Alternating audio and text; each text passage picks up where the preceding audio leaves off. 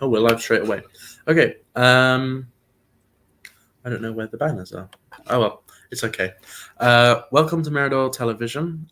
Today is Wednesday, the 8th of June. Yes, June. Yes, June. Terrible with months. You're listening to the Heart of Affairs. Here with Keith. Good morning. Good morning again. Good morning. Stuart is here somewhere, but I don't know where he's gone off to. This show's going to be about an hour and a half long. We're going to talk about the stories behind the headlines, but we'll go straight into the first one. The railways are on strike on Tuesday, the 21st, Thursday the 23rd, and Saturday the 25th, all in June. Now, why they're on strike, I don't quite know. What does it say here? Can you read any of this? Well, I think that basically the RMT are a very militant union. They've held the country to ransom in the past, and normally what they resist is any change at all. So I think that the rail companies are back now to what we need to do is to change some practices. What guards on the train can do, what drivers can do. I think they're trying to get to the point where each train will only have a driver. It won't have a sort of a guard type figure. I like that idea. That way I don't have to pay for tickets as often. Yeah. Well, of course, in a small way, there is one that already exists in the Docklands Light Railway. In fact, it doesn't even have a driver. It's all run by computer. Now, okay, it's hardly the national network, but there is a good case for showing that custom and practice, it can work. I don't like that with robots controlling our movement, like controlling basically our lives, because trains can. Yeah, Yes, I agree with you. I don't think. Well, I mean, you discussed the other day with me on this program the fact that cars will now be driverless, yes. Or at least you don't have to drive them. You can sit in it and know where it'll go. I think I agree with you. I doubt that in my mind that can happen with railways, because you're talking safety with a huge number of people, as opposed to a car where you've got a maximum of 4 in it. Well, the thing is, they are a hell of a lot safer with self-driving cars. They make a lot less mistakes than actual drivers. Their response time are in the milliseconds. They are a lot safer than people, in theory. All it would take is one programmer having a bad day to program the car to drive into a wall. I don't know. Because these cars can be hacked very easily. I'd say easily for someone who knows what they're doing. Well, that's the trouble. I suppose that as generations move on, the question of hacking will become something that you can handle. I had a couple of emails this last week from some people who said my Facebook account had been hacked, and eventually I went into it and so on, and I could only see that somebody had changed a photograph. But I will now go back to the same people who alerted me to the hacking and say, has it changed? Because certainly, with my knowledge of how to handle it, it looked okay. But hacking is just so easy. Also, but going back to the RMT, they also train drivers are extremely well paid. But you're far too young to remember the days when the unions were in control, and they made sure that they milked the system, milked the employer for absolutely everything they could get. So, for instance, if I can give you an example for television, is the ACTT and the National Union of Journalists were in charge of television broadcasting way back in the 1980s. And essentially, you were not allowed to do anything unless you were paid for it. Here's the ridiculous agreement that had been made. At midnight, everything changes. So the program schedule would be, this was at Ulster Television, but it was typical of many television operations across the country. At Ulster Television, if you were reading the news, the technicians would be urging you to slow the news down because it was designed to end at, say, 11:56 or 57. They hoped that you would go over. Because if you went over 1 second, you got paid extra. You couldn't be paid 1 second. You had to be paid for 15 minutes. So that 1 second generated 15 minutes. But you couldn't be paid 15 minutes because everything had to be done in an hour. So you were then paid an hour. But you couldn't be paid just a straight hour because it added onto your shift. So you had to be paid double time. So by the time you finished, that 1 second actually cost the employer something like perhaps £600 or £700. And that's how ridiculous it was. Now there are some practices that in the train unions agreement, I believe, that still reflect that era where you got paid for, and it's particularly key where you are moving one train so that it's in the right place in the morning.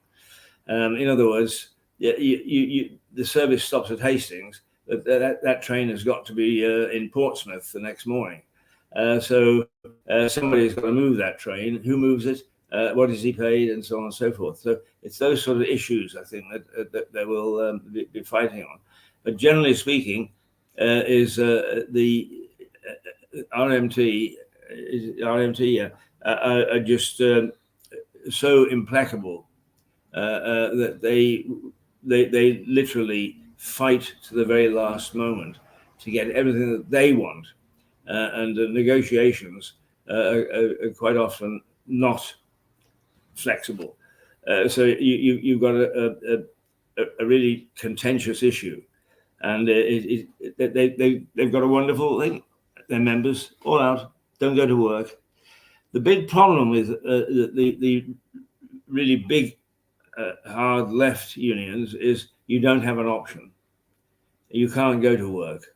If the union says you're going to strike, you're going to strike, and that's it. Everybody out. So that's basically the issue. They said here that this is going to be the biggest strike since 1989. What happened then? Do you remember? Yes, I do. In 1989, the whole network came to a halt. And in many ways, it was about the effects of privatization. I forget, under the Thatcher regime, the trains were the very first to be put up for privatization. And they were split up and so on. And they didn't necessarily work terribly well to begin with. For instance, there was something called Network Rail, who ran the tracks and the stations, while other companies ran the trains. It didn't work. And there was no communication then. Was there no communication? Well, that's right. I mean, the interests of running the stations wasn't necessarily in the interest of running the trains as such. But I think in 1989, every section of the network was told to go on strike, and they did. And you couldn't move. Getting on a train, well, there were no trains. To all intents and purposes, if you wanted to move around the country, you could catch a bus or all sorts of things. But going by train was impossible. I can't remember the exact detail, but they are very clever. What they do is they say, we're only going on strike, as you can see, the 21st, 23rd, 25th. But when they end on the evening of June the 21st, Tuesday night, is all the trains are in the wrong places. So the next day, Wednesday, is, although they'll say, oh, well, they're all scheduled, is they're not, because the trains aren't in the right place. So they create disruption. But as I recall, that strike that was the worst one, is they actually did it with several days in between, and that actually exacerbated the problems that the trains faced in being in position. Right. So it was huge. Yeah. So Wednesday, I'll find it difficult to get in. Yes, you will. Yeah. I'll try, but I'll probably be remote for that day, going from home. Right. Well, let's see how it goes as he goes along. Yeah. I mean, they are in the. They quite often will say, well, somebody broke the rules. A manager drove a train or something of the sort. So we're going to be all out, and we'll actually call the strike on the 22nd rather than the 21st or whatever. But it's going to be a difficult week. Okay. No question. Yeah. So make sure you've got your laptop, because one of the things in our industry, of course, is you can do it from home. Not terribly satisfactory, but you can. No. Yeah. So that's going to be a pain to get in. What sort of stuff do they have behind the headlines? It's June as well now, so it's Pride Month as well. So you're going to have the Pride parades going on soon. Ah, right. Okay. I mean, it's very colourful, and I understand, in Brighton particularly, and the bus companies go along with it. They paint their buses in Pride colours and so on and so forth. Don't misunderstand. I'm not homophobic in any sense whatsoever. This is a great start to a sentence. Sorry? I said that's a great start to a sentence. But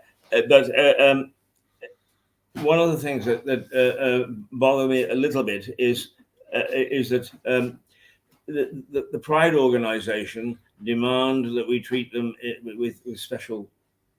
Absolutely. Yes. And there is. If I decided that I would have a heterosexual week or whatever, I wouldn't get the same sympathy. I wouldn't get the same. Their response to that would be, every week is heterosexual week. Well, every week is a gay week, isn't it? Yeah, it is. I mean, nobody can tell me that just doing Pride Week that's when homosexuals get together or lesbians get together or whatever. I mean, nowadays we even have to be careful, because then you get into transgender and God only knows what else. I mean, that leaves me absolutely cold. I'm a tolerant man, and actually I find that, generally speaking, my friends are fairly tolerant. And when I say that, within that tolerance, I have a number of people who are homosexual. I think we have to be very careful how we treat differences. Now, strangely enough, I am one person. I mean, I know there are more. I'm one person where I disagree with taking the knee, and particularly on public appearances and so on. Yeah, I think that of course nobody wants black footballers or black anybody else to be discriminated against, but to actually do that on these public occasions and ignore. I mean, what do we do next? Do we take the knee for people who are starving, for the homeless, and so on? There are lots. Here's of the thing with the knee thing. This all really took popularity after George Floyd, didn't it? Taking the knee. Yes. Yeah. Why is taking the knee the symbol of that whole Black Lives Matter thing, because originally the knee was on George Floyd's neck, Yes, and now we're right. saying kneel for respect. Do you see what I'm saying? It doesn't quite add up. Well, because activists will latch on to anything, I mean, I can just see that those people who are virtually full time in the let's be careful how we treat the black community. And let's face it, a lot of government-funded organisations that look after these things, so they're not exactly poor, and they're not exactly without the ability to, put into place some of these things. But of course, what happens is that they sit around and they say, let's look for a symbol. Let's look for a focal point. What they are is they are very, very good at event and PR, that sometimes then loses the key reason that something was done. So you're quite right to question it. Yeah. But the problem is you are questioning it. If you question it, that's problematic. To question it, and you can get in trouble. If they're having this sort of conversation, we're on YouTube right now. We could probably get banned for what we're talking about now, even though we haven't said anything bad. Yeah. Well, if we were banned from this discussion, I would actually wage our own campaign on this television. You're quite right. We haven't said anything bad. But if in fact we get to the point where you're not allowed to discuss what should be done, actually the intolerance is enormous. Now it was interesting that at the football match the other night, I forget which one was it, Hungary. Yes, I think it was the Hungarian game. Is that the players took the knee and they got hoots from the crowd. Now, are you going to tell me that what we can do is we can say in this country that it is so important our own anti-discrimination campaign that we are going to tell a whole nation that they're wrong? You have to be very careful about condemning and discriminating against other people. One of the strange things is I actually say I understand the frustrations and so on of black people and black organizations and those who hate discrimination of any sort. But I lived in Canada and I was discriminated against because of the way that I speak. I found it very difficult to get broadcast jobs because it was deemed that somebody who sounded English the way that I did would actually piss off the viewership. What people don't understand in this country is we go on about a lot. Well, we don't, but people go on about how racist this country is, how terrible it is. But you go anywhere else in the world, and I don't know, if you're black and you think this country is racist, go to China, go visit there, go visit Japan, go visit anywhere in Asia, a lot of places in Europe, anywhere in Eastern Europe, anywhere in South America, anywhere else in the world, really, you will be discriminated against. We are one of the least racist nations on the earth. I think you're absolutely right, but I think that discrimination is a question of education rather than that person is black, so I'm going to hammer at him. I'm not saying that doesn't happen in some industrial areas or poor areas or areas where, for instance, a particular group of people would think that because a certain group are black that they're getting some sort of favourable treatment. I can understand that would evoke things, but generally speaking, I don't find us a nation that is really very discriminatory.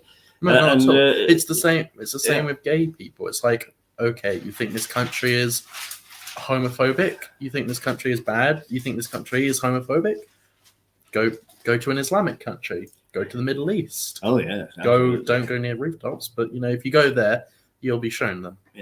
But I mean, we are, with all due respect, in the grip of this woke generation at the moment, who actually think in the most weird way. Yes. And if there's any discrimination in my mind or in my behaviour, it's towards the wokes Absolutely. who simply try to tell us how to think. And that is the most dangerous thing of the lot. You must think this way Absolutely. or else. Now, I see lurking in the background our energy expert and also the guy that manages to cock everything up, Oliver. So shall I give way and shall we bring him in now to do his... One, as the use of the Queen's language, one does not lurk. He doesn't lurk. Well, you know, you've heard of the Victorian we.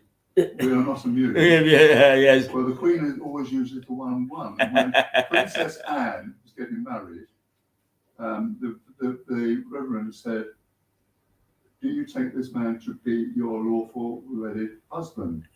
And she replied, "One does." You see what I have to put up with all the time. You only have to put up with yes. it on this particular day. So here we go. Come along, Oliver. Thank you for my little bit of the spotlight. You're welcome. It's your show. No, it's yours now on a Wednesday. We'll talk about petrol officially has hit £2 a litre, which is a lot of money. A lot of money. This is the highest ever, like in history, isn't it? For petrol, I'm pretty sure. Probably, yeah. Has it ever been more than £2? Not in my memory, no. When did you start driving? Oh, bloody hell, that's a long time ago. What was petrol prices when you started off? Do you remember? Oh, yeah. Or you, Keith? I think it was cost what, I don't know. You paid by the gallon. I can't remember, seriously. You paid per gallon? Yeah, I paid by the gallon. When did that change? When did we Well, start? I can't tell you. I can't remember. Is it a recent thing or I think 80s? Sort of? Well, no, I started when I was 17. That's what, 50 years ago. Was it? No, 60 years ago. Can't be right. Hang on. But how old are you now? 77. And 17, so yeah, 50 years ago. Yeah. Wait, no, 60 years ago. Yeah, 60 years ago. Yeah. Driving about the place. I don't think it was very much. £2.50 or something. So I'm sure it wasn't, no. Well, this is not about shortage of petrol, it's about inflation. Yeah. It's basically about inflation. What has, in your opinion, caused the majority of this inflation? Because we seem to have forgotten that we shut down for a whole year. Like, what do you think the majority of this inflation is about? Well, I really don't know. Inflation comes when people are overspending or not spending at all. Inflation goes up when people spend a lot of money, right? Yeah. It pushes the prices up because after the pandemic, it was bound to happen that people wanted to actually spend their money and get on with life and so forth and so on. But then it gets out of hand, because the cost of this is much more expensive because I don't want to go driving my car again, or maybe I want to do this again, Obviously, Russia and Ukraine didn't help with petrol prices, but shutting down for a whole year really didn't help, and all the printing of the money didn't help. So it's a combination of the three. I mean, petrol prices were rising before the whole Ukraine and Russia thing. Well, the gas prices rallied before the Ukraine happened. It just so happened that Russia is the third largest the oil producer, about 10% of the world's oil. You've got America and Saudi Arabia, and the cartel there. They're very heavy producers, and they have got a great, not quite a monopoly, but they have got dominance of the gas in Western Europe. I mean, Germany gets 2/3 of its energy from Russian gas, okay? France gets about, the Netherlands get 25%, and the French get about 17%. We, on the other hand, only get 6% of our gas from Russia because we've still got Norwegian. We get the rest from Norway. We've still got some residual gas in the North Sea and onshore UK, and we do get 40% Norwegian. I said that, and also get quite a lot of LNG from Qatar. But we therefore shouldn't need to worry if when Putin switches the thing off. So it's safe to say it's prices that count. We're in a global market, and there has been a shortage of supply, which has meant that the gas price has gone up and up and up. And then when Putin started shouting his mouth off, it went up even further to the state where we've now got this rampant bloody inflation in the gas price, which is actually causing all kinds of problems, as well I'm about to tell you.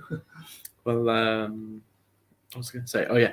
So these oil companies, the managers of the 5 oil companies you talk about, they are probably quite happy that this Russia and Ukraine thing is going on because they're getting a lot. Well, no, actually, BP had to pull out its interest in Russian gas because they were BP used to have a very good boss called John Clark, and he came up with various companies which he took big stakes in because he knew that he could get all the stuff out of them. And now they've had to give up their stake. I think it's costing them about 19 billion or something to get out of it.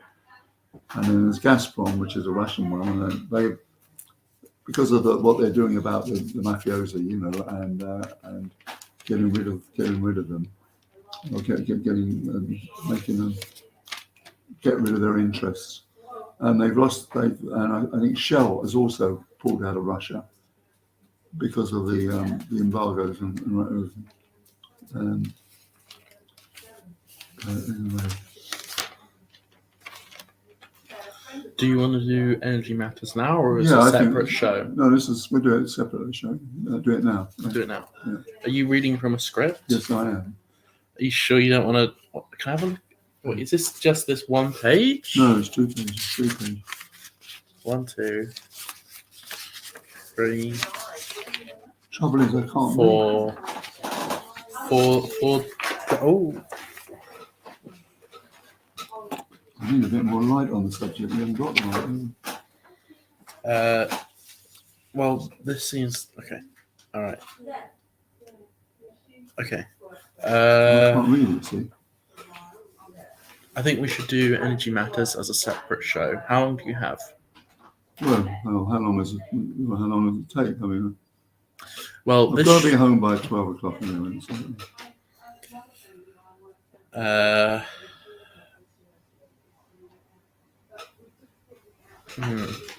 Give me a second. Keith. Sorry?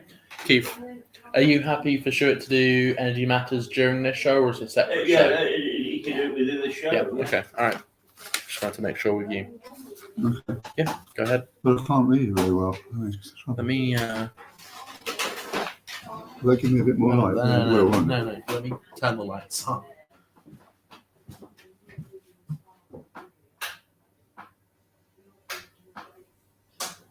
Oh, no. God, I'll turn the lights off.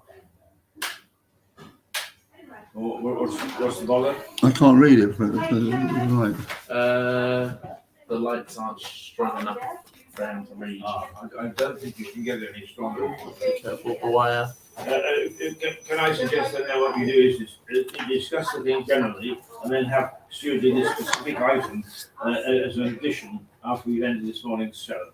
And he can still do it before, he can do it back on 11:30, so he's still be out of it by noon. Yeah. Okay, we can do it now though, if you want to. I can read it now. Yeah. Okay. I'll try and look up quite often. It should work. Let me just think. So, yeah, that can work. Hang on a sec. Let me get my glasses. Where are they? I'll get them for you. Okay. No, it's okay. All right. Okay. So just looking through more of the headlines.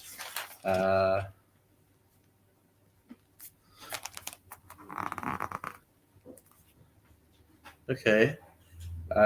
So for whatever reason, there's a picture here of models posing in the rubble of Kharkiv in Ukraine. Do you see this? Yeah. That seems a little. I'll be honest. That seems a little inappropriate place to do a modelling shoot. I'll just quickly show this to the camera before you start. This is that. She's modelling amongst all the rubble of the city from the bombing. I don't know. It just seems a little inappropriate to do that. I don't know. Right, shall we start? Go ahead. Right, good morning. I am Stuart Dorby and I am the energy correspondent of Mirador Television. I'm also the editor and publisher of greenbarrel.com, which is a website which aims to get much more investment in renewable energy companies and also writes about the terrible mistakes that the governments have made on their energy policy. I would now like to read to you, if I may, an article I'm going to be publishing on Green Barrel in a couple of days. The title says, "The energy crisis has exposed Britain's government's persistent failure properly to regulate Britain's energy markets." Although the energy crisis has been subsumed by more ridiculous news items like whether Boris Johnson will hold on to his job or not, the crisis is nevertheless coming up with new developments in the energy chaos which are of great concern for some people. For example, on May 28, 2022, well, just gone, the Financial Times FT, my alma mater, incidentally, published a front-page story saying Johnson defends 15 billion cost of living support. The article also said some of the measures in the cost of living programme would include energy bills in that a one-off payment of £650 would go to low-income households receiving state support such as universal credit, and as well there would be a £400 discount on energy bills for all households. Top. The £5 billion cost of all these, what be called giveaways, would be funded in part by a £5 billion profit levy on oil and gas companies, and I also mentioned electric suppliers. This might all sound fine and dandy, but around about the same time that the article was published, it came to light that the head of Ofgem, the government's energy regulator, announced that the energy price cap would go up on October 1, 2022, later this year, by £800 to almost £3,000 a year for an average of a three-bedroom house. This set of events is like Peter paying Paul. Roughly translated, this means that Peter, the events, is like Peter. The set of events is like Peter paying Paul. Roughly translated, this means that Peter, the energy consumers, would pass on the discounts and payments to Paul, the energy suppliers. This bizarre transaction between consumers and the cartel-like suppliers who are making fortunes out of selling their electricity would mean that the suppliers would gain more money than they were making before, while the consumers, or a lot of them, will be plunged into fuel poverty. So how have we come to this fiasco, and what does it portend? There have been energy crises before, and we need to go back almost 50 years to learn how cartels of suppliers grew up and flourished. In 1974, the UK was struggling with energy shortages and industrial upheaval. Manufacturers found their factories confined to a 3-day working week. To save on energy at home, we often had to light the house with candles and cook our suppers on a thermos hose. A 3-day working week. This crisis was deemed to have been caused by an extensive strike by the coal miners. There was some irony in this, because by 1974, production of oil and gas was well underway in the northeast coast, off the northeast coast. This meant for many years, following 1974, natural gas from the North Sea generated much of the country's electricity and heated almost all its homes. Extensive abundant gas led to Mrs. Thatcher. In this climate, the abundance of gas and the use of it led Mrs. Thatcher, the Prime Minister of the day, to privatise energy supplies. This quickly led to an oligopolistic cartel known as the Big Six suppliers. These were British Gas, English, EDF, French, E.ON, German, Npower, German, SSE, English, I think, the Scottish Power, taken over by Spaniards. The group denominated energy pricing. They paid themselves fat salaries and gave generous dividends to the shareholders, all at the cost of consumers. In the period of 2010 to 2015, the cartel became so cavalier with energy pricing that it became a political issue. This led Ed Miliband, the leader of the Labour Party, to say in 2012 that if he got into power in the 2015 election, he would bring in an energy cap. He didn't get into power. David Cameron did, at the head of a coalition between Conservatives and Liberal Democrats. Cameron was spooked by Miliband's threat of an energy price cap.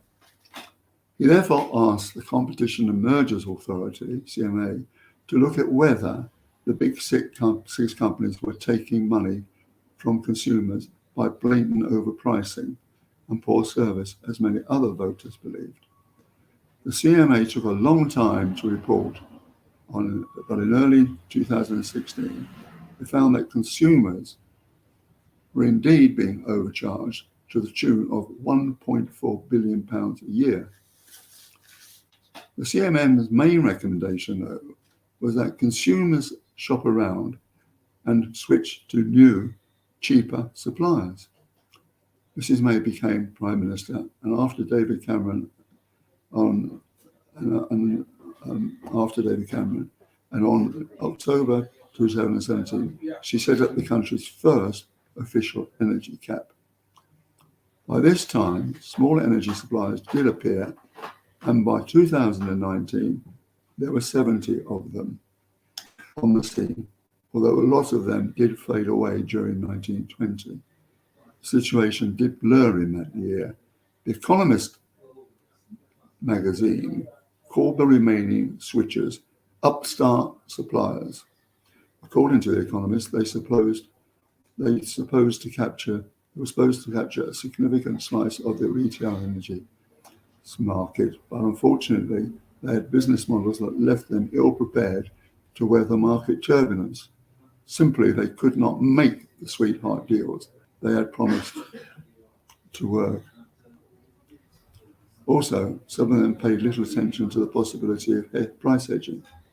The result was that throughout 2021, more than half of the remaining small providers, 27 of them, went bust. What was left was a cartel of just 5 companies. SSE had been taken over, the others are the same as the Big Six companies, and the best. But the rest, what was left was the best of the rest, say 20 or so. With the global wholesale prices continuing to rise exponentially, the remaining companies are finding their costs going through the roof, and they are in turn passing on these costs to their customers. This has caused great pain and fueled poverty for many.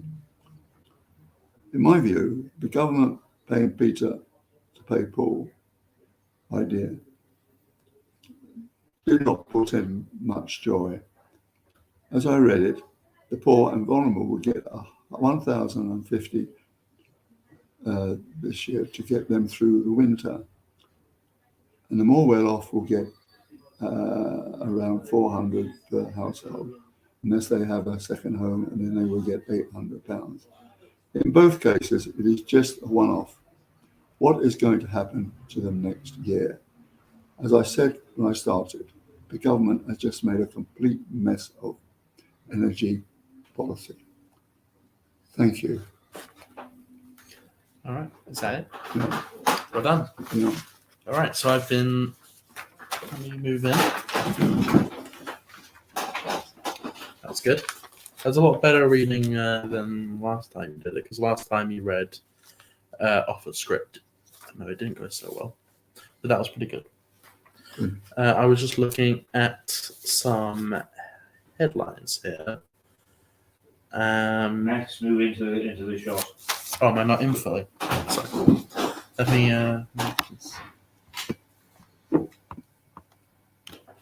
There we go. Okay. So we spoke about petrols, done energy matters. There was another one somewhere I wanted to talk about. I saw.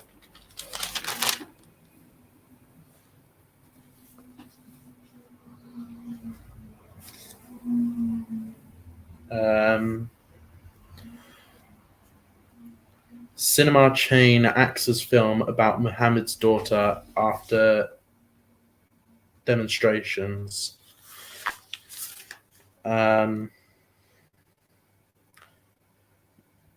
The show The Lady of Heaven has been shut down for blasphemy, and here in the Daily Mail, they're saying that this is a free speech violation, which absolutely it is.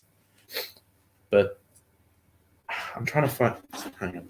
I'm trying to find some good headlines, and they don't. It seems like a slow news day today. Everyone's talking about the same thing.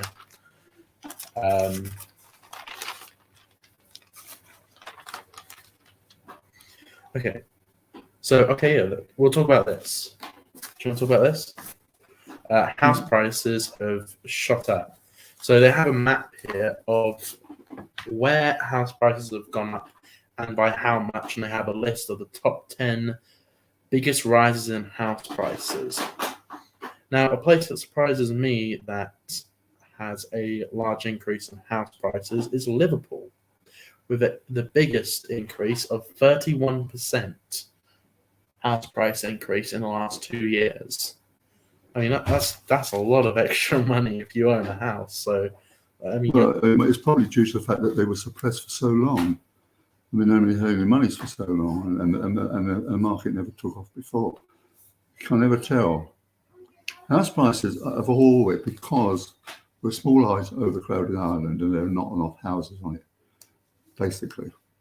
Because once council houses were privatised, then councils weren't building more, didn't have any more, and then you've got other things that people weren't building more houses because it wasn't worth their while. But inflation. The only good thing about inflation, the only people who benefit from inflation are the people who own their own house and don't have a mortgage on it. Because I'm not surprised that Lewis is not on that list because the prices here have gone through the flipping roof. They're now Brighton prices. And they're not even in the top 10. Mm-hmm.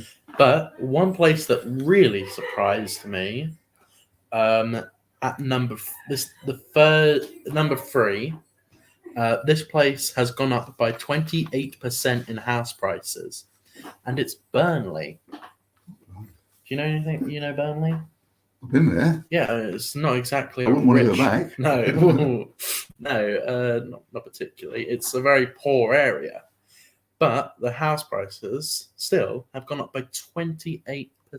I know what the answer is. Les Ferdinand, the footballer, was buying half of Burnley. Really? Yeah. He comes from around there, that's what they're there for. These footballers are becoming. I know. My daughter was having a relationship with a big pop star, whose name ought to be named, right? So it's house, and he comes from a poor district, and he owns 7 houses there, and this is what they do. And when the rock stars become famous, the first thing they do is buy their mum and dad a house. Yeah. I mean, that's a nice thing to do. I would do the same thing. Buy my mum a house. Paul McCartney bought his dad a house on the Wirral, didn't he? That's what they do. That's what a rock star does. He's a good boy, Buy your mum a house first. That's the first spending. When was rock and roll invented? Was it invented after you were born? Or 1956. What year were you born? 1944. Do you remember the invention of rock and roll? Oh, I most certainly do. Oh, you do? I mean, I told you, I come in a very poor district in London called Paddington, right? Right. And I went there in 1956, and my brother was a teddy boy. And what do you mean by that? I don't know what that means. A teddy boy, it was a cult. Oh, okay. But usually dressed up in Victorian Edwardian clothes, train pipes, long coats with velvet collars. Right. Teddy boys. They were like the mods and rockers, they were different. They were a cult, basically. Right. Okay. And Bill Haley arrived in 1956. We'd vaguely heard about Elvis Presley, vaguely, right? But Rock Around the Clock, Bill Haley, in his comments, made a film called Rock Around the Clock. Yeah, I know. And the song was 1, 2, 3 o'clock, 4 o'clock. And it was put on the Prince of Wales in the Harrow Road, which was in Paddington, very rough. And there was a riot, and all the people tore the stairs up and so forth and so on. The next year, Jane Mansfield came across with the film called tour, actually, live tour, The Girl Can't Help It. And the singer of The Girl Can't Help It was, I think, Little Richard, who sang Long Tall Sally, and then Fats Domino.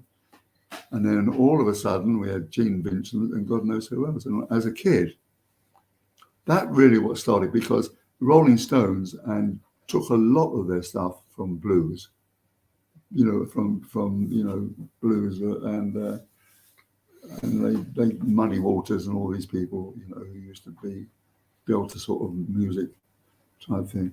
But I mean, that's really when rock and roll first started.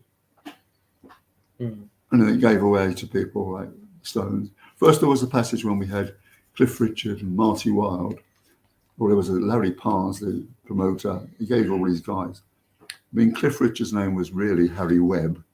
So Cliff Richard. Marty Wilde was Reg Smith. Marty Wilde. Vince Eager, I can't remember what his real name was. Billy Fury was, guess what his name was? What? Literally. Really? Yeah. So, that seems pretty cool, because I like rock and roll now, and you can remember when it was invented. Yeah. That's pretty cool. But you were a fan of rock and roll as a kid, or ever? Well, my first album, what I saved from my paper round, was 35 Shillings for the Everly Brothers. Right. Because Elvis had knocked a whole raft of people. I mean, they weren't particularly rockers, but they were great singers and great musicians. Oh, it was terrific. Fats Domino and Little Richard. I mean, Little Richard was quite amazing to see on stage. He really was. Yeah. And then, of course, it got into the 60s and you had the Rolling Stones. And as I like to say, they changed music as surely as Marlon Brando changed acting. It was an incredible cultural revolution.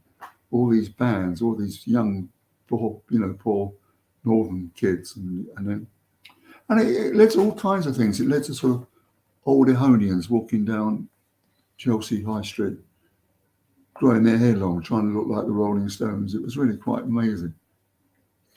And then my main claim to fame was basically when I was at Sussex University, and they were beginning to have gigs there. And we had, university? Yeah, we had Pink Floyd and Chuck Berry, and not that many, but a few. And then just as I was leaving, there was Jimi Hendrix.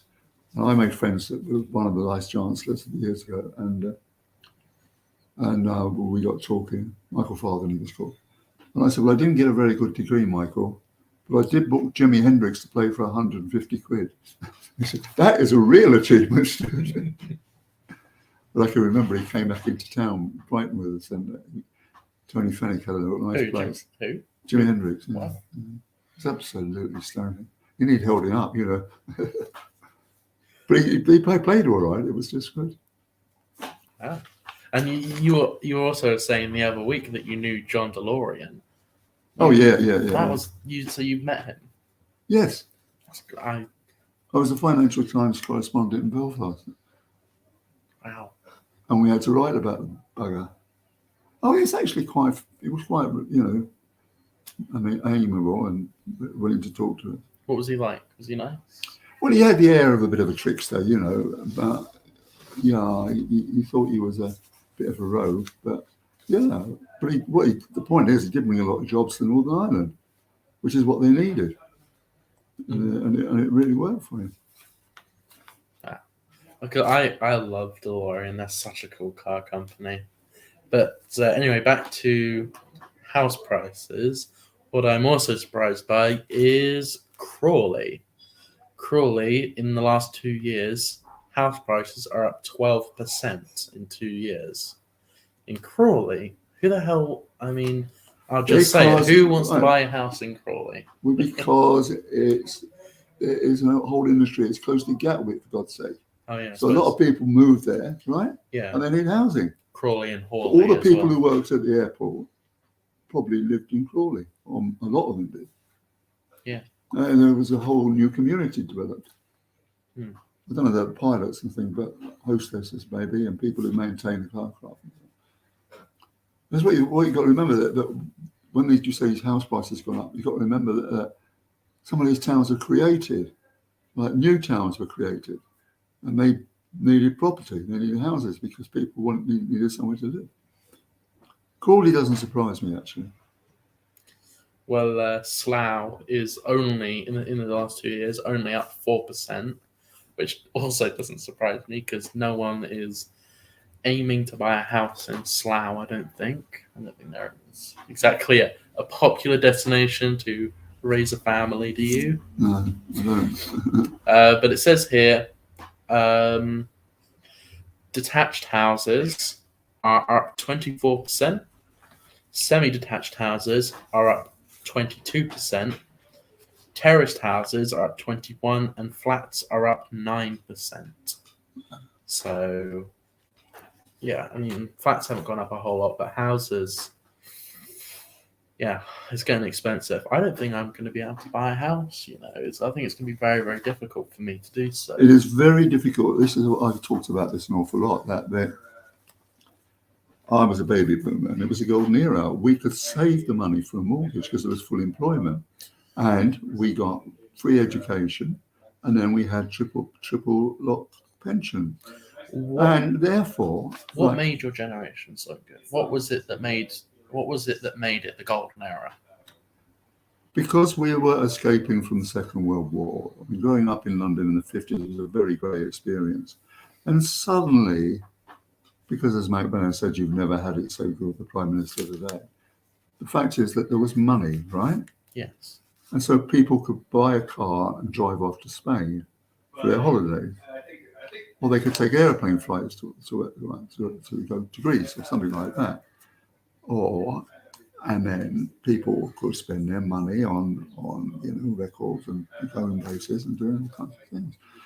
It was a release. It was just a sort of release from, not a bit like the pandemic, but just from the poverty and the dark days of.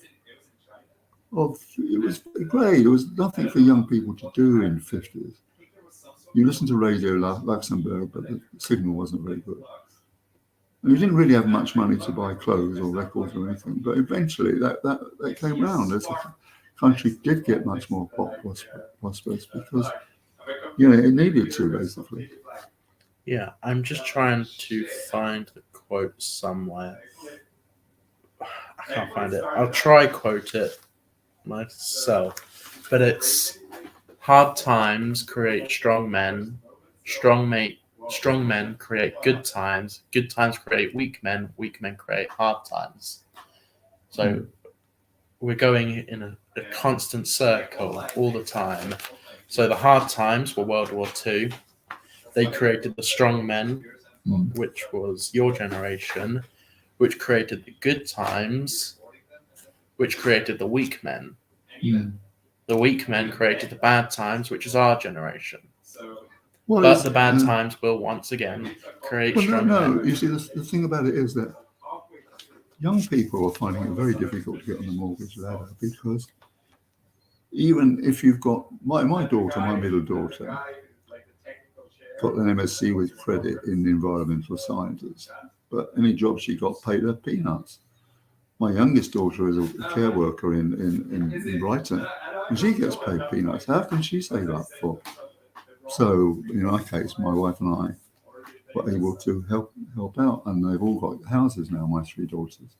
Thank you very much. I didn't get a word of thanks, mind you, but anyway. What?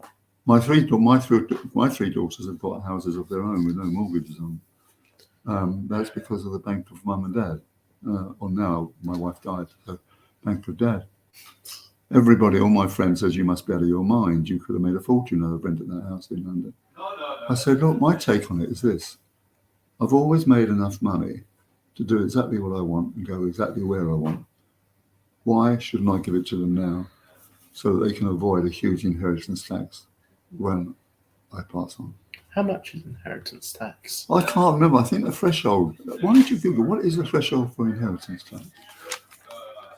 Well, it used to be 500,000, I think. What is the threshold for inheritance tax?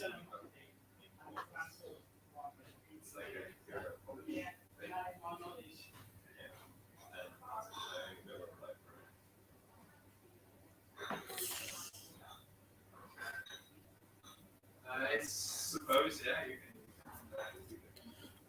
Oh, you're kidding me. Give me a second. What is the threshold for inheritance tax?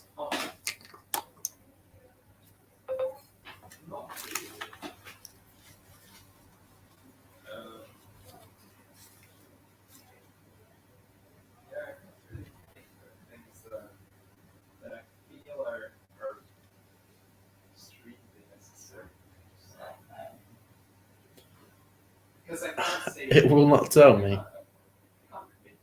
It used to be 500 quid. You get taxed on anything over 500. 500,000. £10,000. Is it? Well, after £10,000, you have to start paying. That can't be right. Yeah, that would mean it would have gone down.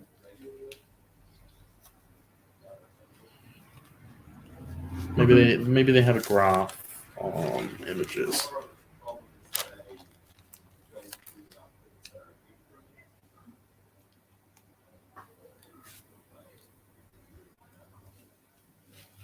This is very unhelpful.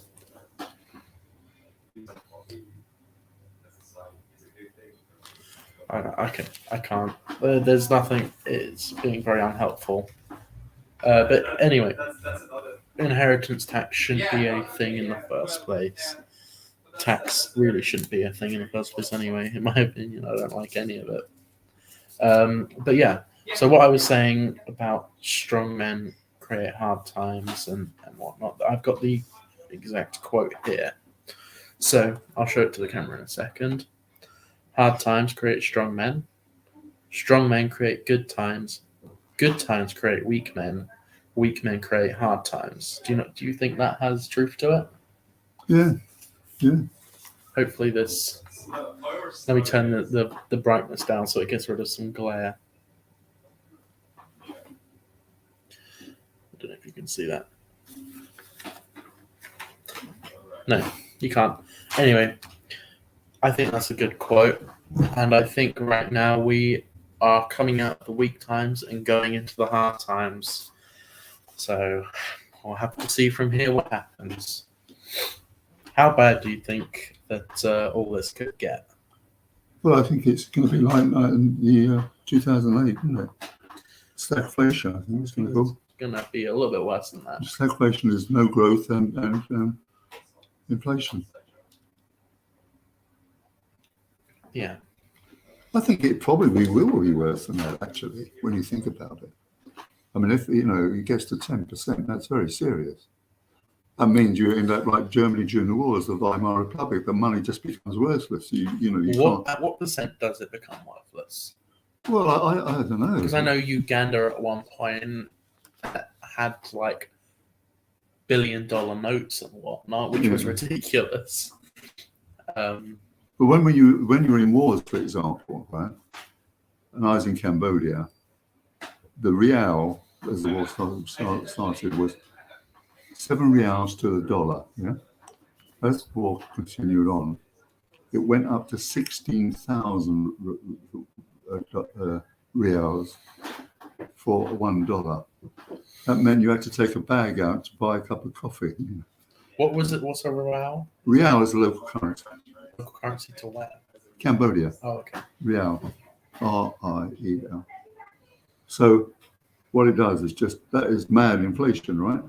To the extent where you've got to have £16,000 just to buy a bloody cup of coffee, sort of thing. Yeah. Real.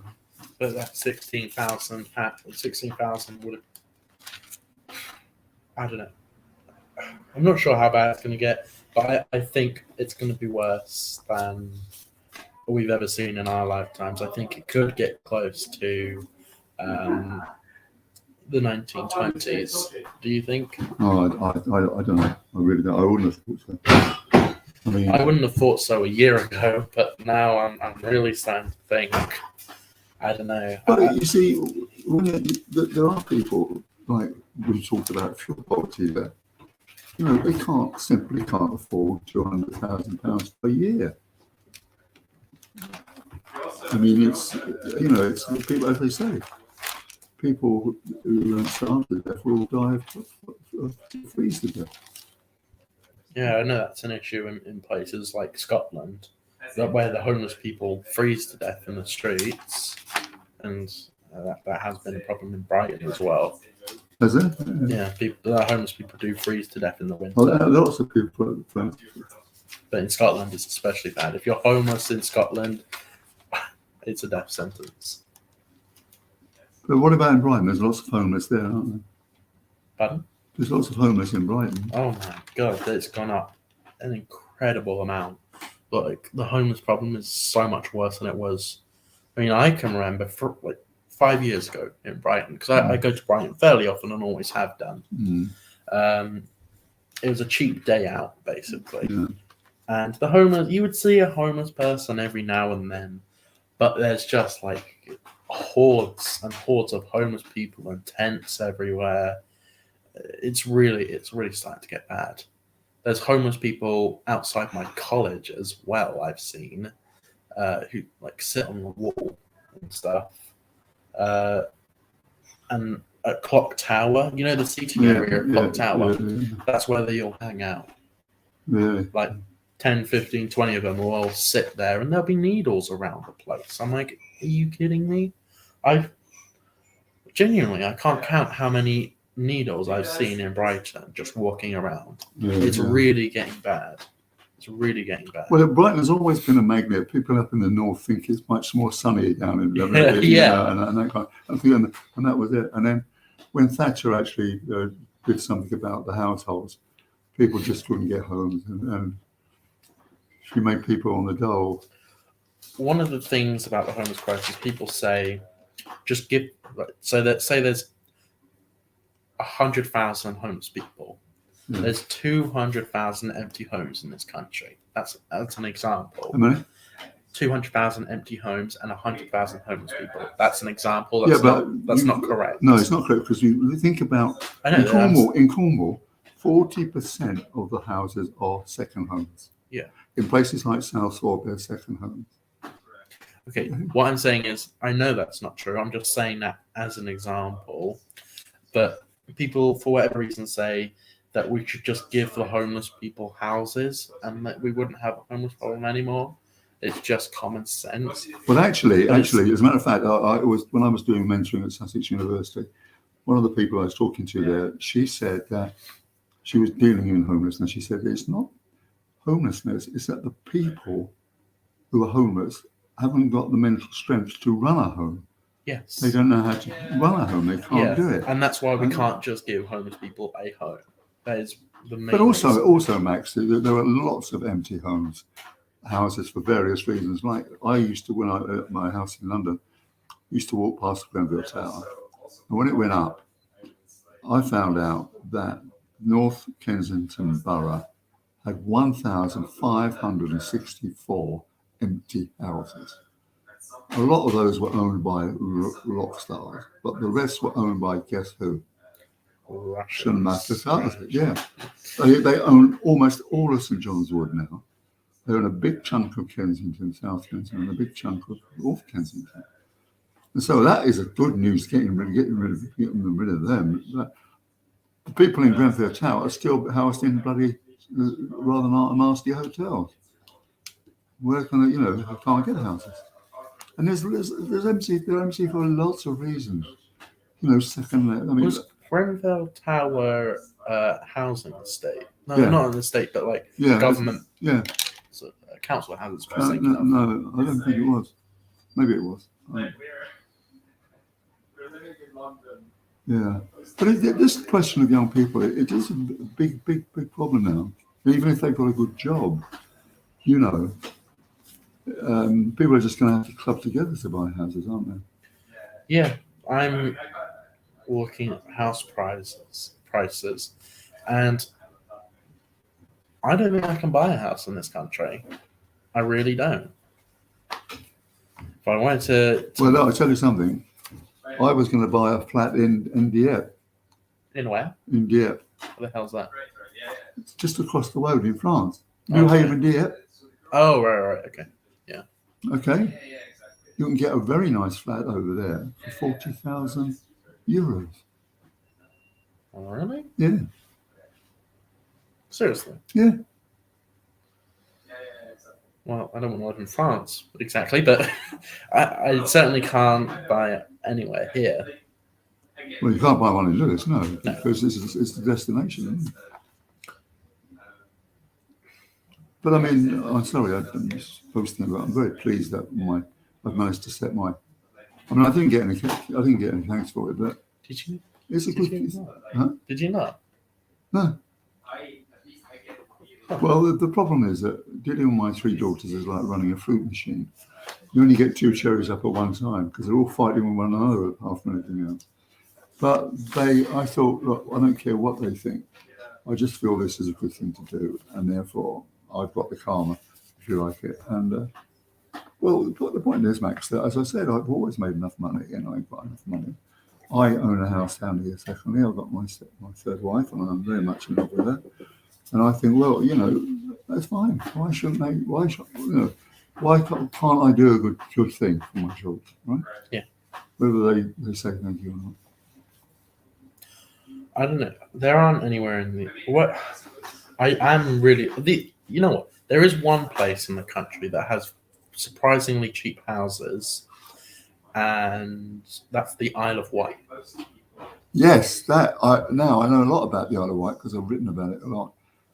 Everybody thinks of the Cowes Regatta and all the rest of it as posh. It's not posh. No. And do you know why? Why? Because, well, back in the day, before in the 50s, it was the destination for tourists. But that bridge of water suddenly turned against it. They couldn't have day trippers. So their major industry, tourism, was almost blown away straight away. Yeah? Right. And you've got a lot of houses there which, people can buy. Because well, let me put it this way. Although it's very green, I mean, I love the Isle of Wight, don't get me wrong, but Yeah, I've been there many it's times. I love it. pretty dumpy in the towns, it's pretty, yeah. I wouldn't mind to live there. I think it's nice. But this is the other thing, you see. If you're living on the Isle of Wight, a commute to your job up in London is quite difficult. Because you've got to get across the bloody river. Well, yeah. Yeah. But I don't think I would be working in London and living on the Isle of Wight. I think that's No, but a lot of people, like here, as I said to you before, in Lewis, yeah. people come down to Lewis and they got a very nasty shock when they found out what the prices were. because they're ridiculous. Are they getting up to like sort of London prices? No, well, no, definitely not. I don't think so. I mean, they're hallucinatory in London. Where we lived, I mean, just My incredible. sister lived in London a couple of years ago. She Mm. was a chef, and she couldn't get an apartment, so she had to get a room. And she did live right in the centre of London. She worked in what's the street? I can't think of the street name. Really famous street. Regent Street, No, Oxford Street. no.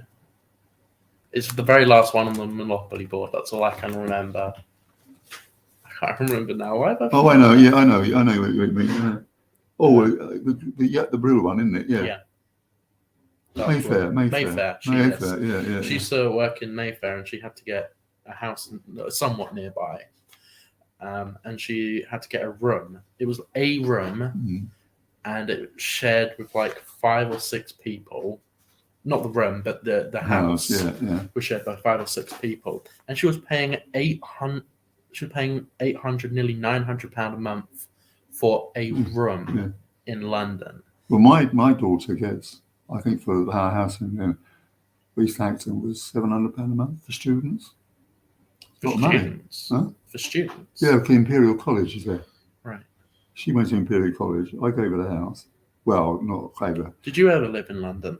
Yeah, I've lived most of my life in London. Oh, have you? What were the prices like when you were? Are they like doubled, tripled? Oh, quadruple, I would have thought. Okay, really? Yeah. Well, I bought our house down here, right? Yeah. Which is basically a terraced house, 2 down.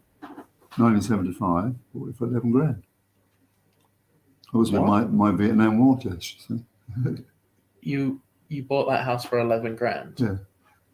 How much is it worth now? Do you know? And Charlie tells me it's worth 500,000 at least. Crazy, isn't it? Really? So you've probably made around 500,000 just from buying a house. What was that? 40 years ago?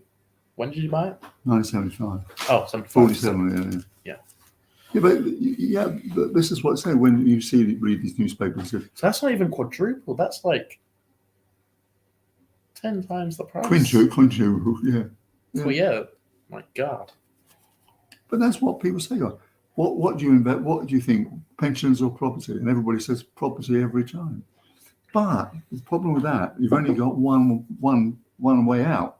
With a pension, you've got all kinds of that because you can put all kinds of different investments in it. If you're just dependent on the house, and then you basically old people are selling their houses and trading down, aren't they? So they can help their kids out. I like what my grandparents did. The last 3 houses they've owned, they've built themselves. Right. And that was actually cheaper than they built some. The current house they're in, they tore down and rebuilt, and that was their retirement house. So where they're living now, they've even built in a little side house. For 20 years down the line, they'll have a living carer. So they've really thought about this. And the house that they built themselves is just lovely. They didn't build it all themselves this time because they're getting quite old now, and my granddad doesn't have great mobility anymore. But the last 3 houses they've owned, they've built, which is, I think, a really cool idea, and I would love to do the same, actually. Well, my stepdaughter works for the Alzheimer's Home. She keeps the Alzheimer's things. Okay. And she keeps going on about we must put a banister in on the stairs, otherwise you keep falling down here and so forth and so on. I really keep annoying, saying, look, you want to put me into geriatric status. I'm not quite there yet, you know. There's all kinds of things you've got to think about, you know, getting up the stairs and all the rest of it, and like chairlifts and stuff. Stairs. Oh, you can't have one. I talked about a chairlift. You can't have one. Really? Yeah. How come? You own the house? It's a terraced house. Right. So you need a bit more height in its. Oh, right. Okay. But it's a very popular road. And Charlie keeps telling me it goes up. Anyway, it's not for sale. I'm leaving it to my daughter. So my wife doesn't want it. So. Okay. Well, how long have we got left? We've got about 15 minutes left. Is there anything else you've seen recently you'd like to talk about? Not really. Yeah. Because it seems like a little bit of a slow news day today. The It's just competence of the Lewis District Council, incompetence, which I won't go into because it gets really nasty. No, I think this whole travel crisis is very, very interesting. yeah, Because I've not looked into it. I mean, in a sense, people like EasyJet are now paying for their greed. You know, cheap and cheerful flights, packed in like flies, so forth and so on. And all of a sudden, it's all, you know, because the guy who runs it is a very nasty bit of work. No, Stellis, he's all right, but he's not that great. And now they've already got they've got to get people back to work and do it. And they're all moaning about how much money they've lost, but now they're going to lose even more because they had to cancel 200 flights because the people have got other jobs or something, you know.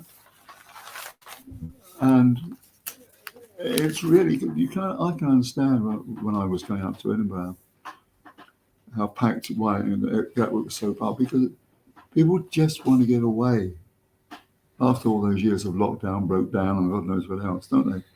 People like doing that. I mean, I don't like mass tourism myself, but people, you know, I go to Gatwick Airport and I say, why can't these people go to Clacton and Blackpool like they used to? Why do they have to go to China and Vietnam? But then again, a lot of these countries, like Vietnam and other places, they're dependent on tourism for a living, for income. Yeah. I mean, you know, it's the biggest industry in Vietnam, for example, although they've got some oil as well. And but people want to go away, don't they? They want to get away about, you know, after all that we've been through. But now, but then the airlines are not up to it, are they? Out of all the countries you've been to what, 80 something? 95 countries. Out of all the countries you've been to, what would you most likely to buy a house in? What would you love? Where would you go? This place is beautiful. I would love to live here. Well, I'm a bit like the painter. What's his name? Who went to live in Normandy. Comes from north up north. What's his name? Old-timey painter? No. I can see it, I just can't get his name.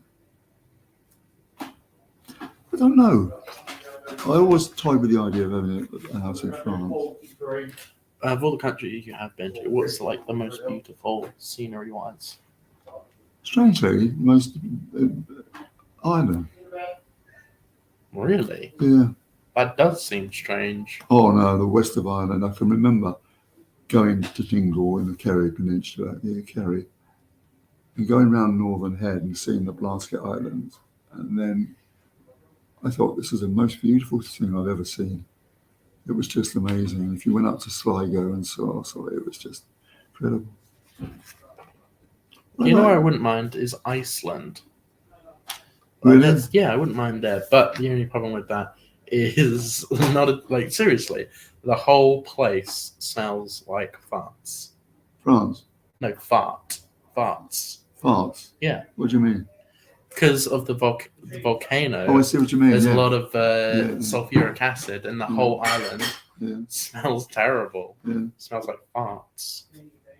Oh yeah, but Reykjavik has got this sort of colonial Danish and sort of shacks and wooden houses because of the volcanoes and so on. The only thing Reykjavik is a great swinging place now for music and gigs and all that kind of thing. Yeah, I wouldn't mind to go on holiday because holidays in Iceland are extremely cheap, like really cheap. Are they? Yeah. Yeah, I wouldn't mind going. But the one thing I don't want to do if I want to move to another country is learn a different language. I really don't want to. I can barely speak English. I can't read English. How am I supposed to read? I don't know where I'd like to. People say, where would you like to go back to? I think I got really keen on Central Asia, which I'd never been to before. after my time in the Far East and also in Middle East, and I found Kyrgyzstan very, very appealing. There's mountains and there's lakes, and I don't know, there was just something about it. But but you go to these places. I was very fond of Cambodia, but now it's pretty drug-ridden and very corrupt. So I don't know if I want to go there. I like France very much, but now I've got friends I can go and stay with there. I don't know. I've got friends who are, well, because of working for the papers, I know people around the world. Yeah. Well, yeah, Iceland would be nice, but America, I wouldn't mind. I don't want to go to Australia because it's too hot and there's lots of animals that will kill you. So that's off the list. There's not lots of dingoes, and don't want to get too close to a kangaroo. No. Canada seems quite nice. Very boring. Yeah, but that's kind of, I want to live in the middle of nowhere and just have a house in the woods and no neighbors. Yeah. I could do this. I could do it in this country, but still, it's still a lot. Well, Canada's a good place for that kind of thing. Land is very cheap as well in Canada and America because it's so big. It's like it doesn't matter. All right. Well, I think we will round off the show now. I think we've covered everything quite well. We've had a good conversation. Okay. Stay for a second. I clicked something. Hang on. Go away. Okay. Well,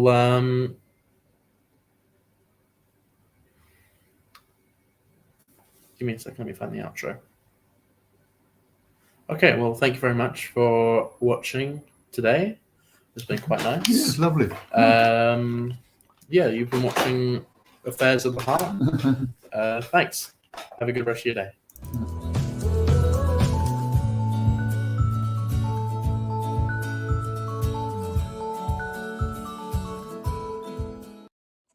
Well done, the energy companies. They're full of bright ideas to help their customers. Now they've made power so expensive,